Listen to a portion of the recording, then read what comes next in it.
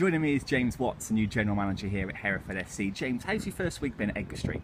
It's been very busy. I think I had to come in and assess everything, have a look at the processes in place. I've got to meet a lot of really good people, so it's been interesting, and I'm looking forward to my first home game today, just to assess how fans' behaviour, how things happen. Anyone who wants to say anything to me, they can when I'm walking around the stadium. So yeah, it's been great entertainment so far, and I'm looking forward to the future. What was the attraction of Hereford FC? Just the fact that it's a big football club that had history in the Football League, and it was local to me, and I just, as I said, I've worked with Jamie Griffiths when he was at Newport, so when he came back here I knew the ambition of the club, and I've watched it for the last 2 years, and it stood out as something that was a challenge, and I've got skills in operational stuff as well as commercial, and I just looked at it and thought, you know what, I fancy having a go at that. So when the job came available, I applied for it, and the rest is history, and I'm here, so look forward to it. What does the role of the General Manager entail?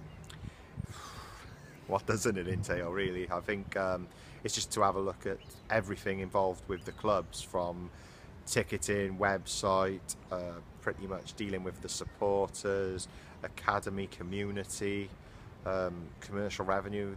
It's pretty much everything. What my job is, which I believe is to progress the club from being in the Southern League to the Football League.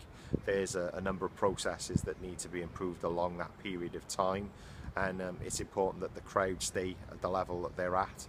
And then it means that when Hereford FC get to the Conference South and Conference, it gives them a real good opportunity of pushing on to get back in a Football League.